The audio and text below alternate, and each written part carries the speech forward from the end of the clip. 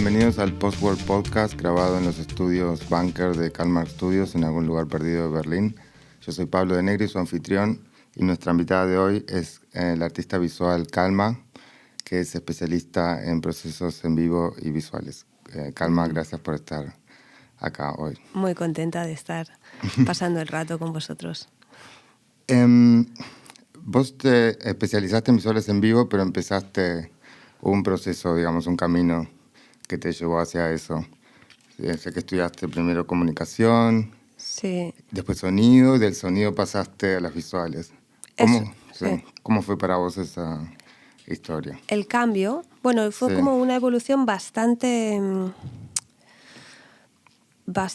lógica en lo que a mí me interesaba, que era como pasar del audio en directo, ¿no? Yo trabajaba como técnico de sonido para una empresa de conciertos en directo y teatro, básicamente. Entonces, trabajaba mucho, aparte de con montajes sonoros, pero también trabajando en directo el audio, ¿no? Mesa de mezclas y básicamente reaccionar o tirar clips en teatro, ¿no? Como un contexto muy de tiempo real. Ya en el audio te conectaste con algo del proceso en vivo de alguna manera. Sí, sí.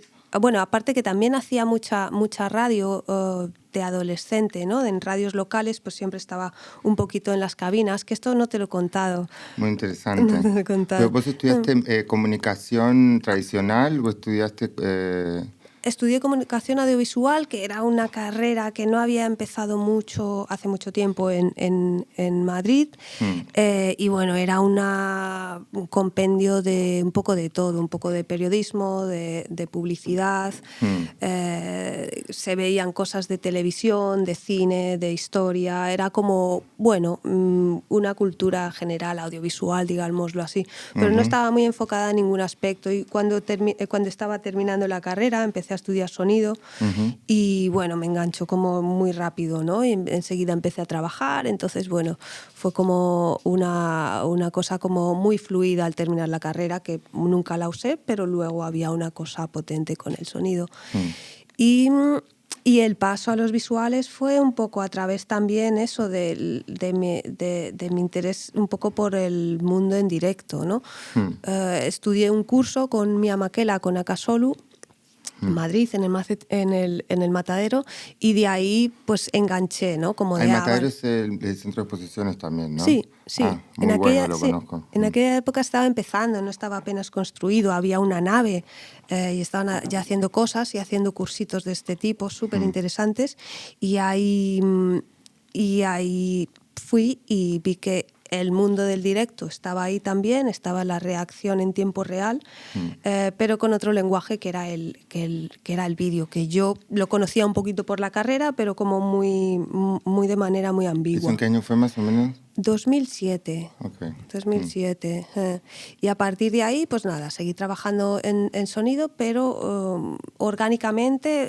Estuve un tiempo trabajando también de técnico de sonido y haciendo sesiones de visuales en Madrid, y luego se fue disolviendo ya hacia los visuales. Pero sí, y bueno, como casi todo el mundo, pues empecé siendo VJ en bares, luego en clubs, luego en clubs más grandes, y bueno, como una historia.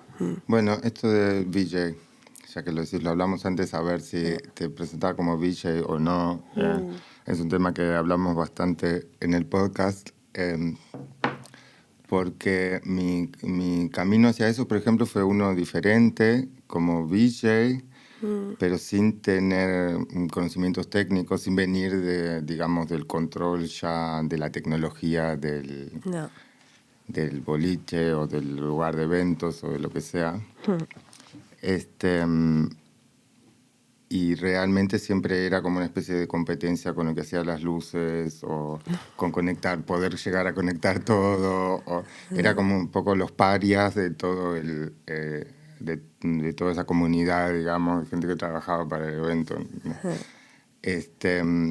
Y además ser VJ tiene una cuestión bastante particular, que bueno, en los 90 se le decía VJ a los presentadores de videoclips. Ya, de la MTV, ¿no? Claro, como un término que se hizo popular en ese momento.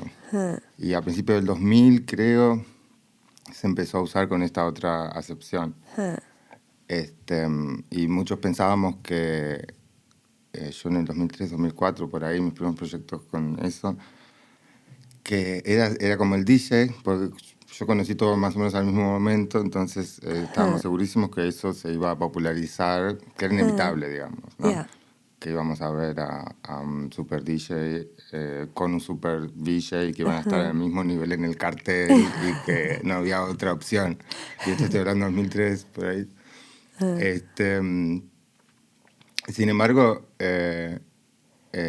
muchos amigos que tenemos en común y demás y siguen levantando, por más de que se expandió eso, vamos a hablar más adelante de eso, que se expandió, digamos, en mi época era mandar visuales a una pantalla cuadrada. Siguen levantando la bandera como del oficio de ser DJ, o del culto, no sé cómo llamarlo, de ser DJ. Pero es verdad que mucha gente va y viene, pero la mayoría de la gente no tiene idea de lo que es. Claro, claro, y yo creo que también porque en un tiempo, ¿no? Quiero pensar que ya no pasa, ¿no? Pero había esta cosa de, bueno, que el DJ era como el hermano inferior, ¿no? Como la cosa que hace esa gente ahí, que se parecen a los de luces, pero no saben muy bien. Sí, había una cosa que de... además las luces te matan las visuales, o sea, claro, te matan la proyección, o sea, no es un detalle. Total, pero sí era como, bueno, yo no soy VJ, ¿no? Había como un poco de, como que avanzar significaba dejar de ser VJ, supongo. No lo sé, yo nací como VJ, porque no puedo decir otra cosa, porque nací muy en la escena de la noche, del techno en esa época en Madrid. Y me formé ahí, aprendí lo más grande, porque además ser VJ tiene esta cosa que tenías sesiones de 6 horas mínimo, de 6 a 8 horas, ¿no? Entonces, 6 horas, un par de veces, bueno, a veces los 2 días del finde, pero bueno, imagínate, ¿no? 6 días al mes, por poner lo mínimo, estabas un montón de horas ahí dándole pam, pam, y también se permitía un poco el fallo, ¿no? O sea, no había nada que fuera perfecto, entonces te daba también la oportunidad de experimentar, de conocer el software y de probar todo lo probable, ¿no? Porque hasta las 7 de la mañana, pues imagínate, toda la noche. Entonces... Yo lo sé, sí. Lo sufrí en carne propia. Sí, bueno, es un pequeño... Te pagan la mitad que a un DJ que toca 1 hora, pero tenés que estar antes que todos y quedaste hasta después de todos, en general con problemas técnicos, pero hacerlo igual. Sí. La mesa que pediste nunca está, la mesa no. para... Bueno, si hay pantalla de proyector ya es como de guay. Sí, bueno, era como esta cosa, pero a mí eso me dio la oportunidad de aprender rápidamente y de también practicar mucho. Entonces, pero vos ya tenías la cancha esa de ser técnica de sonido y de estar en los controles, digamos, toda la parte técnica de alguna manera audiovisual de una locación. Y esto me parece que te da verdad. Yo, por ejemplo, con la falta de conocimiento técnico, siempre era en situación de mucho desafío y a veces de miedo. Ok, yeah. Y vos esto lo tenías ya superado de alguna manera. Sí, lo que pasa que era igual, eran nuevas máquinas, no eran unos altavoces con etapas, no con amplis, sino que era como proyectores con ganchos de donde cuelgas, de recoge cable, al principio. Muchas veces tienes que hacer el montaje, no siempre en Madrid. El montaje propiamente venía dado, pero muchas veces cuando vas a hacer visuales también haces un montaje tuyo y eso significa ir antes, montar, hacer tu sesión, desmontar, irte a casa, ¿no? Entonces, sí. Y eso en el sonido Plomo sí se dice en Argentina. Plomo. El que carga los cintes, la máquina, todo, los parlantes. Claro. Y toda esa cosa técnica en visuales me vino muy bien tener ya ese lenguaje hecho, el ir a un sitio, el saber, bueno, cómo va un poco todo y el espíritu de eso de hacer del bolo, ¿no? Y eso estaba ya así. Y en Madrid, ¿cuál fue la primera escena con la que te contactaste que tenía que ver específicamente con visuales en vivo? Pues fue con, bueno, al principio de todo trabajé en un bar que estaba en el centro, en Malasaña, y enseguida empecé a trabajar con Afioco, que Afioco es, bueno, ahora directora de cine. Y allí pues nos conectamos con muchas salas de Madrid y con la Goa, ¿no? En aquellos tiempos, el Goa Electronic Parties, que era como una fiesta que se hacía el domingo, empezaba a las 3 y acababa a las 12 de la noche. O sea, era un poco after party era un montaje grande. Entonces ahí me conecté y bueno, y luego con todas las salas de Madrid, que casi yo creo que puedo decir que he pinchado en la mayoría, en todas, ¿no? Como... Era una escena no tan grande No era tan grande, pero en los años que Rafi y yo trabajamos juntas a Fiocco, de repente hubo como una pequeña explosión, ¿no? Como ¡guau! Y todo el mundo quería visuales y era como de, pues Por sí. eso nos entusiasmamos, por más que después nos decepcionamos un poco, pero claro hubo unos picos de... Sí, donde los visuales se tomaban como una parte... sí, como hubo, bueno, todas las salas querían tener sus pantallas, los LEDs, empezaban a haber mucho LED y todo el mundo quería su VJ y su pantalla, aunque luego el VJ no apareciera en el flyer, pero bueno, había visuales, ¿no? Después hablamos. Sí. Una revancha después de muchos años. Sí. Un descargo vamos a hacer sobre ese tema. Sí, luego dejamos 10 minutitos ahí para ir a por ello. Total. Muy importante. Sí, entonces sí, ahí fue cuando un poco me trabajé mucho por unos años y luego pues me vine a Berlín. ¿Y la decisión de venir a Berlín tuvo que ver por una cuestión profesional o por otra cuestión, digamos, de tu vida? Yo sé que por lo que hablamos, a vos te estaba yendo muy bien allá, tenías como... no viniste por ninguna necesidad en particular, digamos. No, quizás no, o sea, necesidad a lo mejor, sí, de expandir miras, de mirar qué se hacía aquí, de ver un poco, ¿no? Por curiosidad creativa, pero la verdad es que yo vine a Berlín porque vine aquí como tanta gente viene una semana y quedé totalmente flipada con la ciudad, ¿no? Con una cosa que yo pensé, no, es que aquí estoy bien, es que aquí yo creo que yo tengo que venir aquí. Y fue una cosa muy así de estómago. Me fui a España y decidí ya empezar a estudiar alemán como un poco simbólico también, ¿no? Y a los 4 años me vine también con una necesidad de conocer cosas que se estaba haciendo, porque en Madrid la escena y en España un poquito lo que yo conocía me había servido maravillosamente, pero había como siempre como una manera, ¿no? O varias, sí, una manera de hacer visuales, que era a través de ser VJ en un club, ¿no? No había una escena artística como, no lo sé. En general, sí, estaba disociado eso. Yo tuve la suerte a principios del 2000 en Buenos Aires de justo de alguna manera pertenecer a la escena del arte, digamos, institucional, y de a la vez con el mismo proyecto, el mismo colectivo, hacer visuales en vivo en clubes. Y tuvimos esa posibilidad de como armar 2 planes paralelos. Pero la verdad es que es algo que es muy difícil de...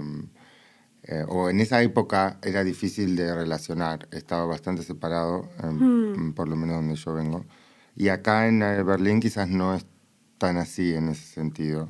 Hay como unas raíces históricas y culturales que quizás le dan otra relación, no sé. Sí, yo lo que encontré en Berlín, que tampoco sabía que lo iba a encontrar... Bueno, siempre te sorprende, ¿no? Una ciudad como Berlín en muchos aspectos. Pero lo que encontré en Berlín es un poco la autenticidad, un poco de hacer lo que te diera la gana, un poco, y poder hacerlo y tener una escena para lo que te diera la gana, porque en Berlín hay escenas para casi todo lo que te puedas imaginar, ¿no? Y en ese playground, ¿no? En ese terreno me sentí muy cómoda para probar cosas. Bueno, yo estaba acostumbrada a ser, pues eso, VJ de techno o géneros parecidos, ir al club, pinchar, que quedara bonito para que al jefe le gustara y todo bien, tal, o que fuera con la estética que más o menos el club quería dar, y ya está. Y aquí me encontré con que había un poco de todos los colores y para todos los gustos en cómo, a cuánto pensar creativamente, ¿no? O sea, como un VJ no tiene que ser solo una persona que pincha para un tal, sino que hay, pues no sé, empecé a contactar con gente que trabajaba de otra manera y que tenía una visión más libre en cuanto a lo que era una persona que hacía visuales, ¿no? Que podías jugar con muchas más cosas. Sí. Sin embargo, es raro porque yo en mi época y por muchos años me hice el relato, como en Buenos Aires también tuvo esta etapa de que todos querían visuales y todos querían. Me daba la sensación que estaban más incluidos permanentemente en los clubes las visuales en Buenos Aires que acá. Que no era una Bueno, cosa de acá, porque sí, acá se prioriza el sonido y a sí. partir de cierta hora o en el after, qué sé yo, es más de esta cosa de no Ya, invasión, de más total. sonido y el ritual, digamos. Total, o velas, si pueden Sí. tirar de velas, sí. Pero igualmente existe, ¿no? Yo estuve viendo en tu Mm, bio, sos residente en clubes míticos de la escena contracultural de Berlín, tocaste en mm. muchos clubes también de acá como Ville, Sí, es decir, existe. existe. Sí, sí, quizá es de otra manera, ¿no? Yo lo veía un poquito más normativo en España, que había como una estética que era como el ser moderno, un poquito empaquetado, que bueno, que yo en esa época participé, me lo pasé genial y aprendí y arriba, ¿no? Estaba bueno ser moderno. Era guay ser moderna, había que ser moderno un Sí, poco. Cuando llegué a Berlín me di cuenta que, bueno, los modernos son unos de los millones que hay, claro. ¿no? Entonces, pues entrar en contacto con gente que tiene totalmente diferentes visiones y tal, pues eso aportó mucho y luego trabajé como DJ aquí.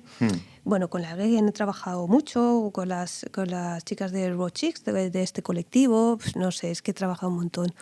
Pero Rochix es, yo vi hace unos años una película, un documental sobre eso.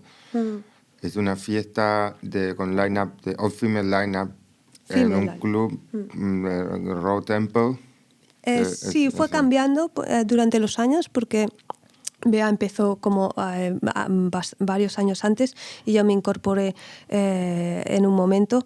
Sí, iba cambiando de clubs, pero normalmente era como formato pequeño, mediano, tirando a pequeño.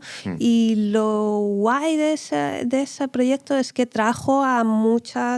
conectó a mucha gente, ¿no? De la escena que se identificaban como females y las puso a hacer lives. Claro, porque es difícil a veces en la escena es difícil encontrar tu sitio, siempre. Seas un female, seas un male, seas lo que sea. Es Sí, difícil encontrar el sitio. Lleva el tiempo, lleva esfuerzo y lleva, pues eso. sangre, sudor y lágrimas. Sí, sí, para todos, ¿no? Pero es verdad que para las chicas, para las mujeres, tiene como este extra de que no ahora empieza a ver, ¿no? Pero hay que lucharlo todo el tiempo, ¿no? Porque si nadie va a venir a buscarte nunca, pero a veces, bueno, pues es complicado coger bolos, por ejemplo, en Berlín, ¿no? Si, a veces. Ya digo que está cambiando y que va cogiendo otro color diferente, pero en ese momento había como una casi reivindicación diciendo como de es que queremos tocar, ¿no? Entonces, Bea cogió muchas espectro de mujeres diferentes, pero siempre con una cosa muy auténtica, ¿no? Bea es la directora de la película, Bea, que sí, es Bea la Cunhat. película sobre cómo se construyó el colectivo ese. Bueno, no específicamente de eso. Después de hacer tantos conciertos como hicimos, ella llamó a varias artistas que habían tocado en Raw Chicks y les dijo, bueno, vamos a hacer algo, muéstrame lo que haces, ¿no? Mira, enséñame tu estudio, ahí hablamos de Sí. música, de cosas. Y fue un poco eso, ¿no? Coger como a varias gente de las fiestas y hacer como esta pieza que yo creo que refleja muy bien sí, una realidad, ¿no? De chicas haciendo un montón de cosas y a veces qué pena que se quedan en el estudio o sale muy poco, ¿no? Yo lo Porque vi hace varios años ese documental y me encantó. Me encantó sí, también que está un poco el formato, es como un profile, un view profile y sí, un studio visit de los diferentes artistas que tiene que ver siempre con esta intención de visibilizar para compensar una falta en la representación, ¿no? eso es. Em, Me gustó mucho y además estaba Mimikov, si no me Mm, equivoco, algunas artistas que ya conocía y que me gustaban. sí. Yo fui, creo, una fecha en Spectrum, que era un lugar que estaba especializado justamente en conciertos audiovisuales, de alguna manera, acá en Kreuzköln, que vos hacías visuales. con Mimikov. Sí, tocamos allá, sí. Sí, en 2017 yo creo. Era un poquito después de esa película, por lo menos, de Rochix. Sí, no me acuerdo muy Sí, bien yo me en qué acuerdo salía. porque creo que 2015, 2014. Yo me acuerdo porque estuve haciendo una investigación para un artículo que al final nunca salió. Ajá. No voy a nombrar el medio. Pero que era justamente sobre toda esa, lo que vos hablabas, ese momento que acabó como un impulso bastante grande. Salió el Index de Female Pressure, había salido ya hace unos años, 2013, que no me acuerdo si fue el primero, Sí. que era un índice de la representación femenina. Estaba orientado a cultura club, a fiestas de música electrónica, en festivales, ¿no? Y en ese contexto conocí a varias, bueno, vi la peli esa de Rochix y es uno de los colectivos que en esa época se marcó por lo menos de esta iniciativa que en Berlín, que hay varias escenas paralelas, o sea, como vos decías, es difícil ubicarte, Sí. no tenés que pertenecer a toda una escena, pero está la posibilidad de tener escenas fuertes de reivindicación de algo que se lo puede llamar sectores no representados de la cultura y de la sociedad. Sí, yo creo que lo grande que tiene Female Pressure, bueno, a mí me ha dado mucho. A mí me ha dado mucho Female Pressure. Female Pressure es esta iniciativa que... es un colectivo sí. internacional que fue fundado por Electric Indigo y, bueno, básicamente es un network de chicas a nivel mundial, actually, porque hay gente de todas partes y hay un network, una web donde hay una database de todas las artistas, de manera que tú puedes decir, vale, pues quiero una DJ que viva en Grecia y que haga jungle, ¿no? Entonces, pues por diferentes búsquedas tú das... Bueno, es una manera de conocer a artistas femeninas en el mundo de la electrónica que de otra manera no podrías conocer, y al mismo tiempo hay un mailing, ¿no? Entonces hay como un montón de comunicación interna, ¿no? A nivel conciertos, producciones, pues he hecho esto, o mírate esto, o hay una beca aquí, pero lo bueno que tiene es que hay muchísima gente, entonces hace como una función de conglomerado, y digo que yo les debo mucho porque yo cuando llegué a Berlín yo no conocía a nadie, ¿no? Era como de, hola, estoy aquí. Y entrar en contacto con ellas me sirvió, me pidieron que hiciera un curso, por ejemplo, en un festival que hicieron en el About Blanc de Female Pressure, ¿no? Y ahí conocí a un montón de personas haciendo cosas en Berlín y tuve un montón de colaboraciones internas, ¿no? Por allí, y luego dentro de ahí conocí a Bea, que me llevó a otro lado. Entonces a mí sí me sirvió un poco para empezar a moverme, y ahora pues tengo contacto con ellas, igual no tanto porque no, bueno, pues, hace tiempo que no hacen evento, pero es como un network de bastante cooperativo y también bastante que funciona como network para alguien. O sea que la experiencia que te haya servido a vos para tu actividad es un síntoma positivo, creo. Mimikov, es que puedo nombrar como a un montón de artistas. Y además me parece interesante esta cuestión del dato estadístico y de que cada tantos años se renueva, porque ahí está como el dato concreto, digamos, ¿no? Claro. Que puede tener muchas razones, muchas interpretaciones, muchas opiniones sobre eso, pero el dato concreto es ese. Es ese, claro. Claro. Y es cierto que a nivel de sociedad hay procesos a nivel de lenguaje, de conceptos de las cosas que tardan años en cambiar. Y que en Berlín también tiene una historia contracultural. Por ejemplo, de los 80, yo leí una entrevista a Gudrun Gut, la de Malaria, que cuenta que en las vanguardias de los 80 en Berlín ya tenían, ya estaban más avanzados, digamos, en el tema de las relaciones dentro de la propia vanguardia, digamos, ¿no? De las situaciones binarias, ¿no es cierto? Que tenían otra relación con el sexo, ya están nivelados en muchos aspectos dentro de esas vanguardias. Y acá hay una conexión también con esas generaciones, Claro. que no es algo necesariamente nuevo, ¿no? Claro. Ah. Vos ves que desde ese momento hasta ahora, desde esa, por ejemplo, lo de Female Pressure, vos ves que haya habido un cambio, un impacto positivo en la escena club, por lo menos, en el tema de Sí, representación. sí, pero es que lo está viendo a todos los niveles, ¿no? Yo creo que desde hace unos años hay como un poco un escalón alto, estamos subiendo como un escalón, cambiando de nivel, porque ya todo el mundo sabe lo que es esto, al menos antes probablemente. Yo creo que cuando salió este estudio de Female Pressure, yo creo que fue como un poco como de sí, pero hay un problema aquí, es como de... Y ahora ya todo el mundo sabe qué es lo que pasa, que es solo pinchan chicos. Vamos a generar como de que pinchen gente representada en cualquier género que puedan elegir, no solo chicos. Entonces, yo creo que sí ha habido un cambio, pero porque lo ha habido en todas las fases, ¿no? Laborales de cualquier cosa últimamente. O yo lo estoy viviendo así, pero no, sí, Ok. claro, estamos a tope. Qué Estamos a tope, buenísimo. claro, haciéndolo ver, y por eso hoy estamos hablando de esto, ¿no? Porque Sí. ya es como muy obvio que tenemos que tender hacia eso, ¿vale? Que ha Sí. sido así hasta ahora, ¿ok? Pero tenemos que tender a otro formato porque enriquece a todo el mundo y porque es lo natural, ¿no? Es como Sí. de, ¿por qué no? Entonces... Yo estoy de acuerdo con eso. La diversidad en general, excepto Claro. que tengas un approach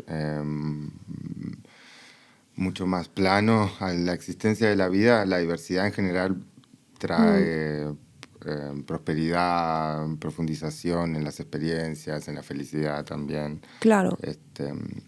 Y lo que pasa muchas veces es que también se lee como si fuera una visión relativa del presente de las cosas nada más. Pero si uno mira hacia atrás, a mí me interesa mucho un festival que se llama Heroines of Sound en Berlín. Heroines. Heroines. Ah, joder. Heroines.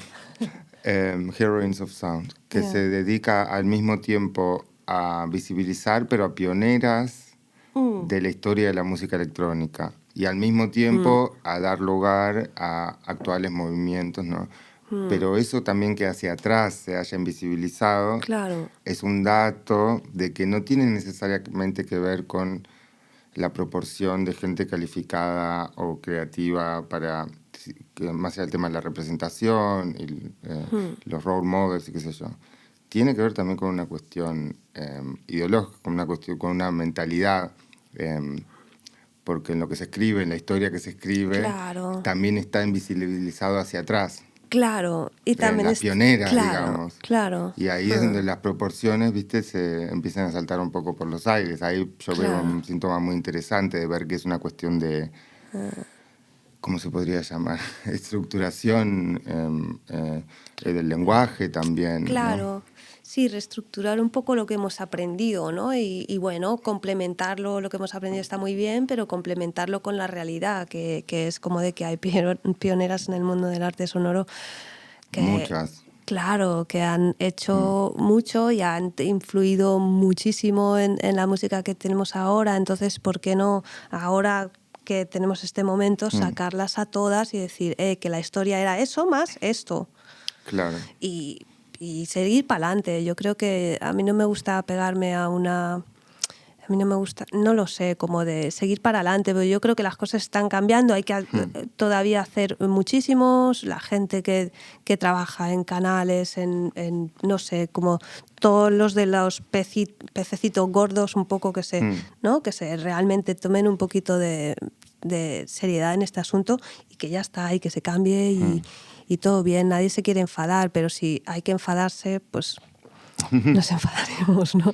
Acá hay varias escenas en Berlín en particular que históricamente de alguna manera sostienen la bandera y el derecho un poco cívico de poder experimentar ciertos tipos de experiencias de fiesta no binaria con otro tipo de representación, en muchos casos involucrando un montón de cosas que tienen que ver con el universo gay o queer o trans o de diferentes kinks y fetiches sexuales, cosas que en ciertos países más autoritarios, digamos, donde no hay una democracia full, son cosas serias, completamente tabú, por las que te pueden llevar a la cárcel, igual que por consumir drogas y qué sé yo. Y en Berlín hay históricamente varias escenas, digamos, que prueban que no es una amenaza, digamos, para la sociedad, sino que es más bien... hablamos con Fritz Windis, el curador de Garbage Festival, sobre ese tema, y como para él debería ser un rol del Estado también asistir a una experiencia como de la vida nocturna, que sea más sana, más informativa, no tan cooptada por la... con lo cual, y vos sos VJ además, Villa Resident, por ejemplo, en la fiesta Gegen en Kit Kat, que es uno de estos lugares que se conocen mucho de nombre, los que no fueron nunca o los que fuera tienen una cierta idea, los acá tienen otra idea. ¿Cómo ves vos desde adentro de esas escenas, digamos,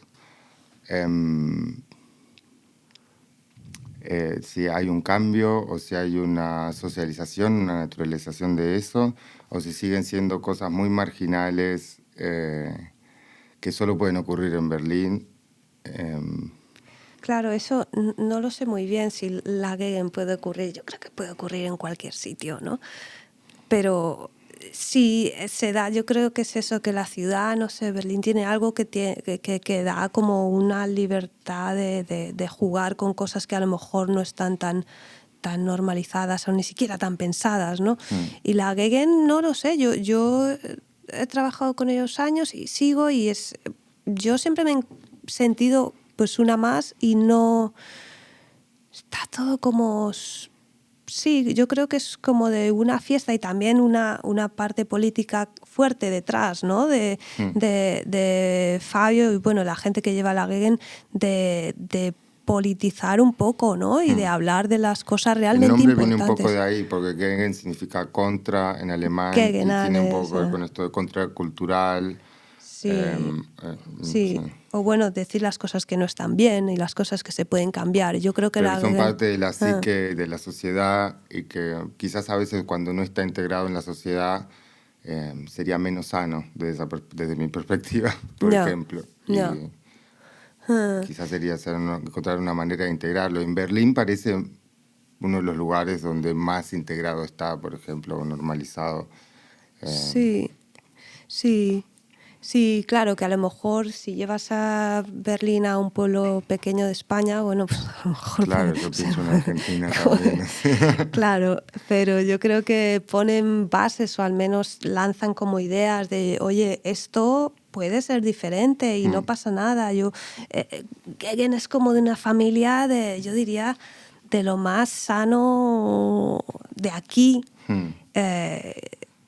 En cuestión de libertad o de... No lo sé, a mí siempre me han tratado muy bien y siempre he tenido una libertad en todos los sentidos, y es gente que cuida de la gente, que eso no siempre está. Yo creo que ellos, para mí, como de pues, gente con la que colaboro constantemente, a veces es lo que me gusta, ¿no? Que sí se preocupan de la persona con la que está. No es solo como de, mira, te pago, haces visuales o me haces un vídeo. Sí. Es gente que está... Me tratan bien, como si fuera. Me tratan bien, sí, y son muy guays. Sí, entonces... La Gegen pertenece al paisaje de lo que se llama, se podría llamar la escena sex positive. Fiesta sex positive, donde el sexo no está puesto como un tabú, sino como algo que es parte del ocio y de la cultura nocturna. Y en Berlín en particular también eso lo relaciona con la escena techno, por ejemplo. Y es un entrecruzamiento muy particular ese, que ocurre solo, o que yo conozco solo en Berlín. Sí. Seguramente ocurre en otros, probables países nórdicos ocurre eso también. Bueno, en Berlín... en Noruega, seguramente. Sí, pero sí, yo creo que Gegen es eso, plus un altavoz de mucha gente que que quiere ser como le dé la gana. Y el rasgo político quizás lo hace más berlinés que quizás en otros países. Ese entrecruzamiento más el rasgo de un statement político. Puede ser, sí, ellos dicen las cosas claras y las dicen así, ¿no? Y yo creo que hacen una reflexión en la escena que, bueno, si hablas como de, sí, Berlin Sex Positive Club, tal, pues dices, bueno, pues te haces una idea. Lo que pasa que a veces esas ideas que nos hacemos de las cosas no son muy ciertas. Siempre, y tienes que ir allí. Nunca son... Claro, y tienes que ir allí para experienciar, ¿no? Y yo creo que Gegen tiene esa sorpresa, ¿no? Que si la ves, bueno, si te cuentan, a mí a veces mucha gente me ha preguntado, ¿y qué es la Gegen, no? Y cuando les cuento es como, pues no es lo que me habían contado, es como, no, claro que no, es que a veces metemos las cosas en cajas y yo creo que la Gegen tiene esto, ¿no? Que tiene toda la calidad de fiesta brutal, ¿no? En cuanto a música y todo lo que pasa es como de elegido muy cuidadosamente y además, bueno, establece un discurso muy, muy sano que se establezca en la sociedad y representa a mucha gente, ¿no? Que le da también esa oportunidad. Representa por lo menos una porción de la psique de muchas personas que en una sociedad donde eso no está incluido no está satisfecho de alguna manera. Esa es mi visión, por lo menos. Pues, es muy difícil de generar espacios donde ese tipo de situaciones sean naturalizadas en un mundo donde todavía, digamos, una moral bastante antigua es la normativa, por así decirlo. No todo el mundo, no Alemania es Berlín y no todo el mundo es Berlín. Claro, sí, yo creo que tiene esta cosa, ¿no? Es como de o sea, este tipo de ambiente nunca te dice haz esto o haz lo otro. Tú puedes hacerlo o no hacerlo, ¿no? O sea, tú tienes la libertad. Lo que sí hay es una libertad para hacer lo propio, pero no se obliga a nadie a desnudarse, no sé, no es así, ¿no? Que a veces es que es verdad, ¿no? A veces la gente no tiene ideas y luego cuando hablas, pues es como de igual es que yo soy muy no normal, ¿no? Pero a mí me parece lo más normal de fiesta. Gente pasándoselo bien, que no tiene problemas por mostrar su cuerpo y es mucho más inofensivo que cualquier otro sitio donde la gente está muy vestida. Después te pasa como a Elon Musk, que quiso ir a Berja y no lo dejaron entrar. Oh. Ay, chicos, que Berja en estos la lía mucho. Y más allá de la cultura club, pues yo sé que trabajás un montón en colaboraciones. Trabajaste con la Deutsche Oper en Berlín, cosas que tienen que ver con teatro, con performance, con danza. ¿Cómo llegaste a ese espectro, digamos, de actividad que no tiene que ver directamente con la cultura club, digamos? Buena pregunta, porque no me acuerdo. Bueno, yo creo que también naturalmente en Berlín... mira, uno de los primeros proyectos que hice en Berlín, bueno, yo llegué pues tal y me ofreció un pianista, quería hacer un proyecto, era pianista y hacía animaciones en vivo, ¿no? No en vivo, perdón. Él hacía animaciones y luego tocaba el piano en vivo y iba con un batería, ¿no? Charlie, me ofrecieron como de que yo hiciera cosas con sus animaciones en directo, mientras él tocaba el piano y el otro tocaba la batería. Entonces empezamos a hacer este formato que era como, en principio, muy experimental, pero salió, por alguna razón, salió muy bonito, ¿no? Como porque tocábamos los tres muy en vivo y yo, aunque el material... perdón, no lo había fabricado yo, pero sí lo remixé de una manera que lo hice mío, ¿no? Entonces tomó una dimensión que para mí significaba, ¿no? Iba como, vibraba bien y de repente, pues esta experiencia ya no es un club, ¿no? Y de repente fue como, ojo, pues esto es posible, ¿no? En bares, a ver, no me daba para vivir, pero fue como de, que esto también puede ser. Y ha sido un poco unas miguitas de, pero esto, pues no lo sé. Después, en los principios también, Female Pressure, una artista de Female Pressure, fui a hacer una sala de columnas en Colonia. Mapeé las columnas y ella hizo su sesión de electrónica. y de repente otra vez, ¿no? Ah, vale, que esto puede ser un contexto galería, porque eso era Claro. una galería de arte, ¿no? Y fueron así como miguitas, miguitas, y luego pues empecé a hacer teatro naturalmente, con, por ejemplo, Dina 13 en Colonia también, que es como de una compañía de teatro mix-able, que quiere decir que hay gente sin disfunciones físicas y otras con disfunciones, ¿no? Entonces, pues para ellos trabajé en teatro y era pues... Eso lo hiciste con una profesora española, ¿no? ¿O No, no? eso lo hice con Dina tengo mal las Dreisen. notas. Es que esto igual está por ahí un poco escondido. Ok. Estos son los principios, ¿no? Esto es un poco... Algo con Kinect leí que era para gente con deficiencias. Sí, eso fue otro proyecto, ¿no? Ah, ok. Entonces, esta cosa loca, ¿no? De esta persona me ofrece como hacer un sistema con Kinect para gente con problemas físicos para hacer una rehabilitación, ¿no? De manera ok, que ok, jugamos ok. con colores para mover los brazos o las piernas. Cosas que en Madrid esto no hubiera pasado, ¿sabes? Esto pasa aquí, pues no lo sé. Y estas cositas empecé pues eso a...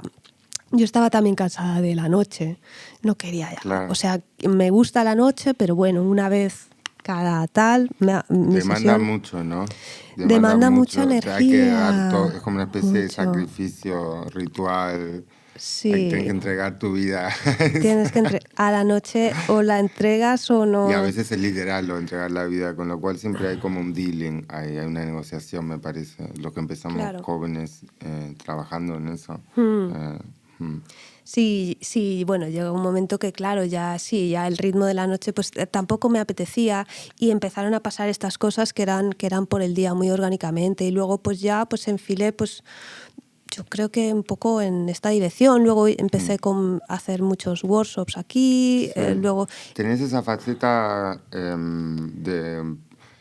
que tiene que ver también con esto de promover el oficio de servicio de alguna manera, es decir, de herramientas para hacer visuales en vivo en diferentes tipos de proyectos. Haces eso Sí. hace muchos años en Berlín. ¿De dónde salió eso? ¿Salió por una vocación tuya? ¿Lo viste como algo natural? El aspecto de hacer visuales, el De la componente directo. no, el componente pedagógico, digamos, el componente de querer transmitir eso, porque en particular enseñaste workshops sobre eso, cosas Sí, que tienen que ver con técnicas de video en vivo. sí. Pues es que fíjate, es que yo hice eso casi siempre. O sea, yo empecé a trabajar en la radio a los 14 años y ya sabía cómo estar en una cabina y abrir los micros y hacer estas Wow. cosas. Y al poco tiempo yo enseñaba a la gente que venía nueva de la radio. O sea, siempre ha sido algo que siempre he hecho. Como yo aprendo Eso es buenísimo. y luego te lo doy. Pues claro, es que cuesta tanto aprender que ya Que una hayas vez que... tenido esa experiencia temprana en radio dice mucho. Sí, sí, sí, a los 14 empecé en un programa religioso, o sea, imagínate. Wow. Claro, claro. Pero aprendí mucho. No de Dios, pero de las máquinas. Encontré, en un momento teníamos acá el proyecto de una página de footage como de visuales, pero artísticas, o no convencional, digamos, un footage store. Hicimos mucho research y encontramos unas empresas americanas, yankees, que vendían solo videos para poner en las pantallas de las iglesias yankees. Maravilloso. No sabes lo que son esos videos, carísimos, o Sí. sea, y tienen un negocio, evidentemente, porque todas las mismas iglesias deben tener las mismas pantallas. Y qué sé yo. Wow. Sí. Sí, en mi caso sí fue a través de la radio.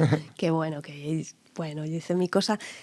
Sí, pero lo que te contaba es que Sí. ahí ya enseñaba a la gente y luego estudié sonido y luego enseñaba sonido a músicos. O sea, siempre ha sido algo que si lo pienso y me acabo de dar cuenta, fíjate, siempre lo he hecho. O sea, no de pequeña, pero siempre ha sido como una necesidad también, ¿no?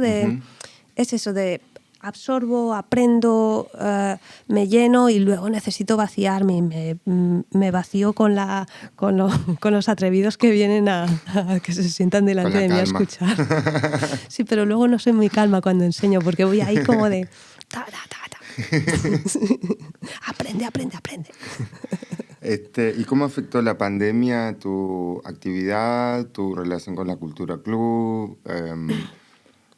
tu idea de cómo seguir o de si cambiar algo? ¿Te afectó? O... Claro, a quien no le ha afectado, ¿no? Yo creo que a mí me vino muy bien, y siento decirlo así, ¿no? Pero la pandemia, el comienzo de la pandemia me vino muy bien porque yo tenía un montón de trabajo y estaba muy estresada, iba como a hierro, ¿no? Claro, entonces pasó esto y de repente me quedé... En 2 días se cancelaron todos los bolos que tenía, todos los proyectos, ¿no? Y bueno, me quedé como muy tranquila y recuperé una cosa que me había olvidado, que es bueno, a mí me encanta trabajar y yo quiero seguir creciendo y todo esto, pero hay cosas que a lo mejor ahora no quiero sacrificar, ¿no? Como es mi vida. Yo no quiero sacrificar mi vida por mi trabajo. Importante. No sé cómo suena esto, pero... Y suena, lo hablamos en el episodio anterior con un rapero alemán. No. Que pasó por muchas cosas, tiene 20 años de carrera y todo. Y es interesante siempre porque muchas veces tiene que ver con tu propia disciplina, con la propia persona que te construís, personas en inglés como el personaje. El personaje. La forma de vida, en el arte pasa mucho que uno siente que toda su vida tiene que ser esta cosa contestataria, digamos, que a veces va en contra de la salud y qué sé yo. Yeah. Pero en un punto hay que negociar, porque si no... Hay que negociar. mi idea es, ¿no? Ser, o sea, una víctima, un mártir, martirizarse tan joven sin poder llegar a desarrollar cosas, para mí no es un buen... Ya. A ver, no sé, yo también entiendo a la gente que puede decir, bueno, es que mi trabajo es mi todo y yo dedico... Yo creo que lo importante es decidir a qué quiere dedicar uno su vida. Tomar la decisión, que no venga tomada porque te salen un bolo detrás de otro y todo crece y ya no puedes decir que no Claro. y ya no te bajas del carro, ¿no? Yo creo que hay que decidir, vale, pues hago eso porque lo he decidido como opción de vida. Fantástico. Pero la pandemia puso esto de manifiesto, ¿no? Como yo creo que fue como un what if, ¿no? Como ¿qué pasa si cierran los bares? ¿Qué pasa si cierran los clubs? ¿Qué pasa si cierran todo? ¿Qué pasa si no puedes salir de casa? Entonces, todo esto fue como de hacerme, por lo menos a mí, ¿no? Como de hacerme preguntas. ¿Qué pasa si esto? Pues aquí no pasa nada. Pero si cierran los bares, bueno, pero si no puedo comprar, estupendo, ¿no? Y yo iba contestándome como de qué maravilla no poder que todo se parara, que los animales entraran en la ciudad. A mí eso me encanta. Esa época yo era como... Fue un momento muy entusiasmante para todos. Claro, claro. Aparte, y claro, esto también estaba del miedo. Yo vengo de España, en ese momento a España lo estaba azotando el virus muy fuerte. Aquí también, la incertidumbre que va a pasar. Todo esto estaba ahí. Pero también había una cosa muy fresca de, joder, qué bien que se haya parado todo porque me ha dado un poco de tiempo a enterarme de lo que estoy haciendo con mi tiempo, ¿no? Sí. ¿Y te sigue pasando eso hasta ahora? ¿O tenés otra idea? ¿O tuviste un cambio de perspectiva? ¿O cómo proyectás de acá en adelante, digamos? Después de esta experiencia, el what if, ya tuvimos el what if, fue lo que pasó. ¿Sentís que eso cambió algo en tu perspectiva de lo que viene o lo que querés hacia adelante? Sí, a ver, yo no tengo una ecuación aquí, ni siquiera una respuesta clara. Yo estoy Esta todavía... es la parte especulismo. Empezamos el Futurismo especulativo. Mola- Vale todo de molaría alguna manera. como otro vídeo, como empezamos. ¿Qué pasa a partir de ahora? Pues, bueno, durante la pandemia yo por suerte tuve el suficiente trabajo para estar ok, para no tener que preocuparme un montón por la cosa económica. Y ahora estamos saliendo, todo se está reactivando. Yo creo que para mí han cambiado cosas seguro, pero ni tengo muy bien qué cosas han cambiado, que van a ser las importantes, porque han cambiado cosas, pero hay cosas que no van a ser, no van a tener ninguna importancia. Y eso yo creo que lo voy a ver, o a lo mejor cada uno lo ve en su vida cuando pase el tiempo y digan, mira, es que aquí esto cambió, que parecía que no era importante y ¡pua! Mira. Y yo creo que eso es lo que va a pasar. Lo que pasa que yo ahora estoy saliendo, estoy involucrada en diferentes proyectos, o sea que voy bien de trabajo, creativamente rodando bien, estoy saliendo bien y activando la máquina otra vez, pero con un poco, igual eso es la única cosa, con una alarma de que es que no querías la nueva normalidad, ¿no? Yo no quiero seguir en 2019, en febrero de 2019.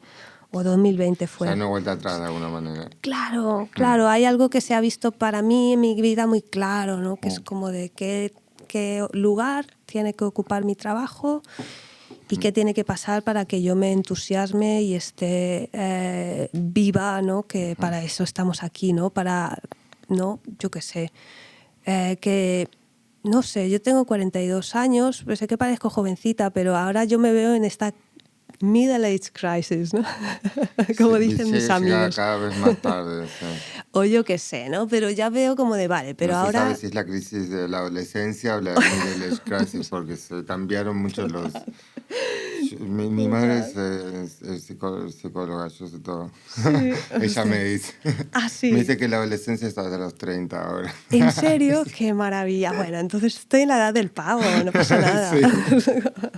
Todo bien.